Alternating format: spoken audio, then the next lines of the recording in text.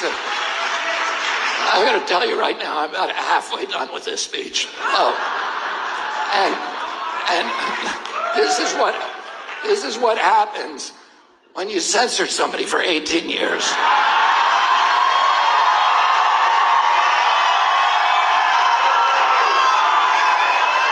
I got a lot to talk about.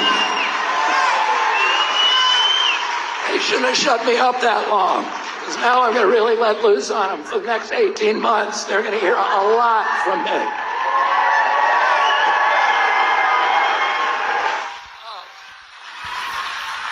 I'm going to talk about lockdowns.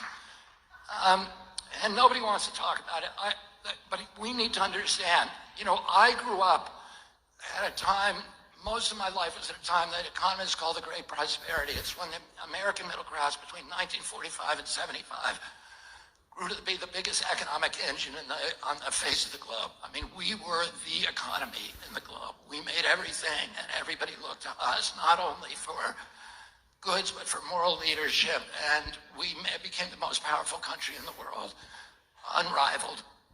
And it was because, and we had a stable democracy with institutions that people trusted, the press that told us the truth, and the destruction that, everybody knows it's an economic and political economic rule. You cannot have democracy in a society where there is high concentrations of wealth and widespread poverty. You need a middle class, or you don't get democracy. And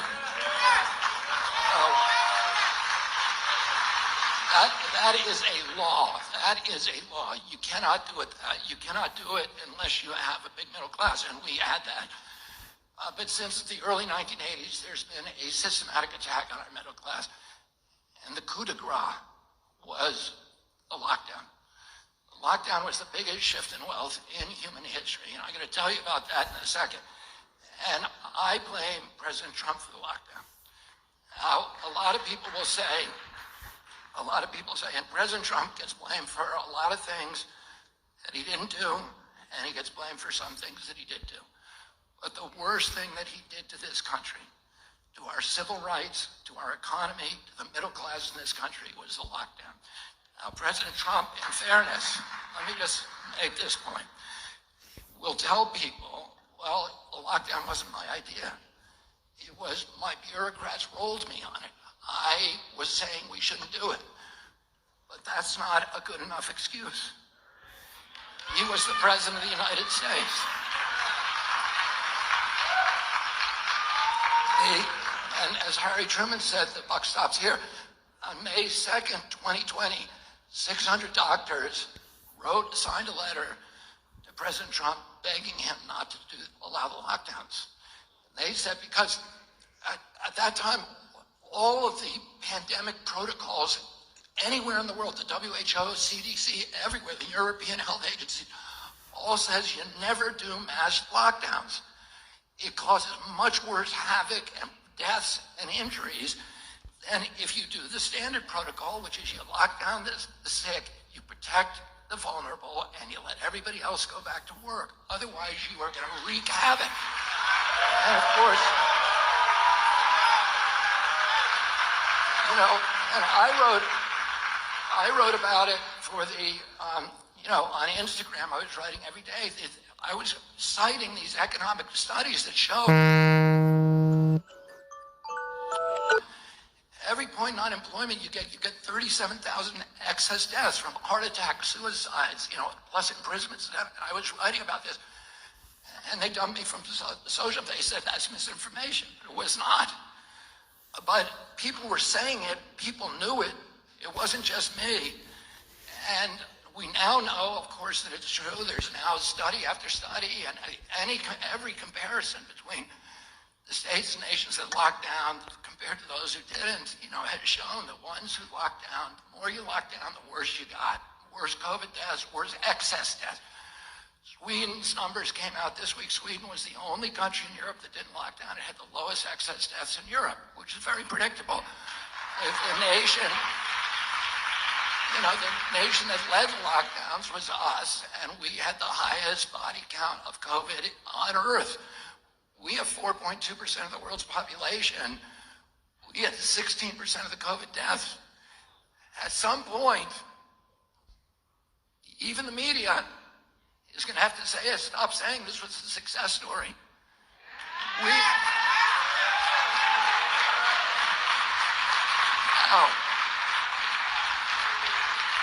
But the health issues were almost dwarfed by the economic cataclysm that befell our country. The IMF and the Harvard study by Larry Summers says the cost of the lockdown to the United States was $16 trillion. 16 trillion for nothing. $16 trillion. We shifted $4 trillion from the middle class in this country to the super rich. We created 500 new billionaires. The existing billionaires increased their wealth, according to the Oxfam study that came out 3 days ago, by 30%. This was a gift to the rich. And guess what? The ones who were, the people who got riches were the social media companies like Amazon and Facebook and Microsoft that were conspiring with President Trump's White House to censor people like me. So the very people who were profiting on those lockdowns were the ones who were strip mining the wealth from the middle class in this country. Amazon got to close down all of its competitors. 3.3 million businesses it shut down. And I'm in a lawsuit involving Amazon for censoring one of my books. So they were censoring people who criticized the lockdowns while they were raking in the money from the lockdowns. And unfortunately,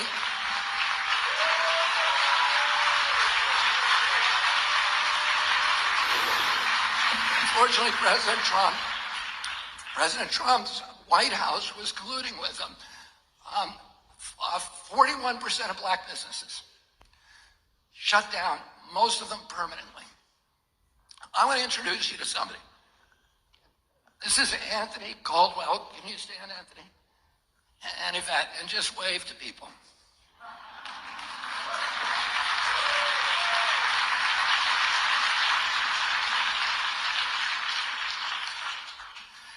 And Anthony Caldwell is from Boston.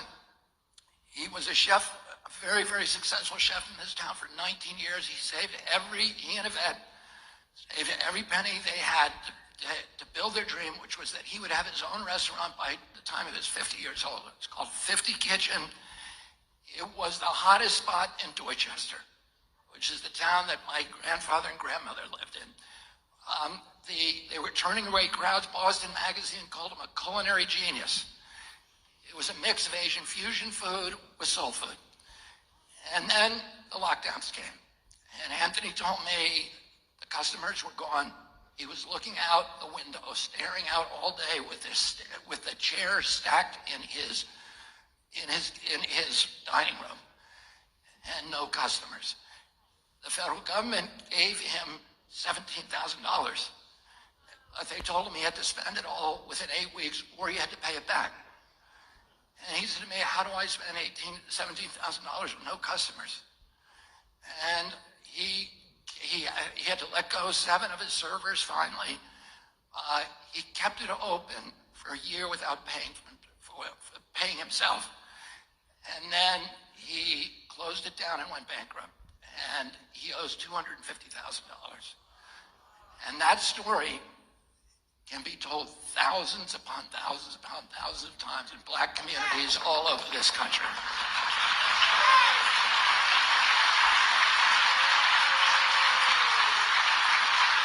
These lockdowns were a war on the poor, and they were a war on American children.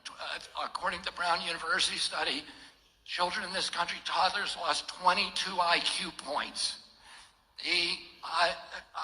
A third of children are going to need, throughout their school careers, are going to need remedial education. Children all over the country have missed their milestones. What is CDC's response? Here's CDC's response. CDC, 5 months ago, revised its milestones. So that now a child no longer is expected to walk at 1 year. They walk at 18 months. And a child now does not have to have 50 words in 24 months, it's 30 months. So instead of fixing the problem, they are trying to cover it up. And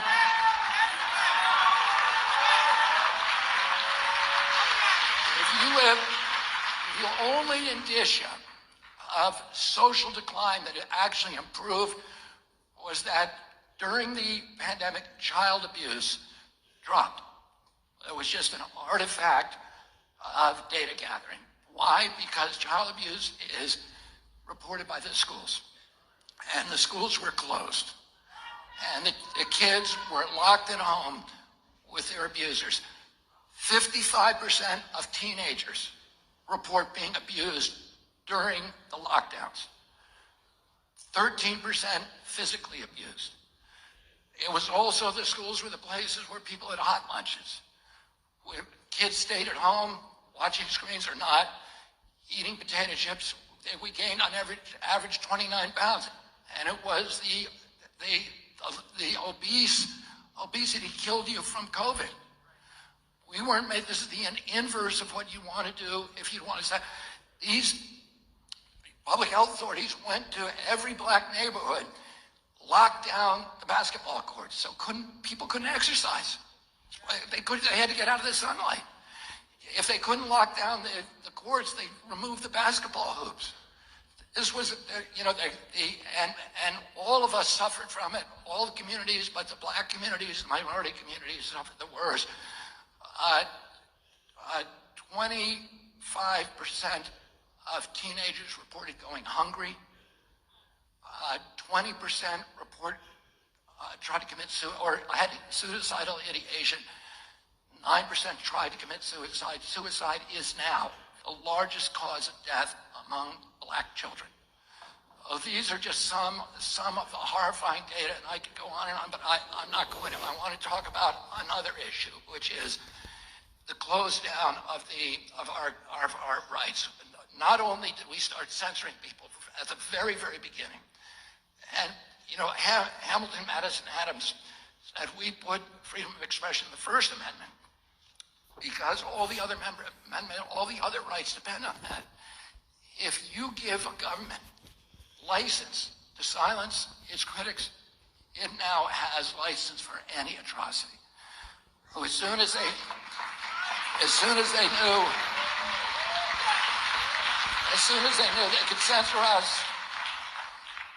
knew they could censor us, they then went after the other part of the First Amendment, freedom of worship. They closed every church in this country without any scientific citation for a year, without any notice and comment rulemaking. Democracy was simply abolished. They then went after freedom of assembly. They told us we had to social distance. They went after our property rights, the Fifth Amendment. They closed 3.3 million businesses with no due process, no just compensation. They got rid of Seventh Amendment jury trials. They said if you're involved with a countermeasure, no matter how egregious the injury you caused, no matter how negligent you were, no matter how reckless, you cannot be sued. And here's what the Seventh Amendment says. It says, no American shall be deprived the right of a trial before a jury of his peers in case there are controversies exceeding $25. Well, it does. There's no pandemic exception. And by the way, the framers knew all about pandemics because there were two epidemics during the Revolutionary War. One, there was an epidemic, a malaria epidemic in Virginia that decimated General Washington's troops. There was a smallpox epidemic that disabled the armies of New England at the very moment they conquered Quebec, and they had to withdraw. Otherwise, today, Canada would be part of the United States. And by the way, we've had epidemic, but between the end of the Revolution and the ratification of the Constitution, the 9 years, there were epidemics in every city that killed tens of thousands of people. Cholera epidemics, smallpox epidemics, Philadelphia, New York, Boston, etc., malaria epidemics. They knew all about them, but they didn't put that in the Constitution. The Constitution was built for hard times.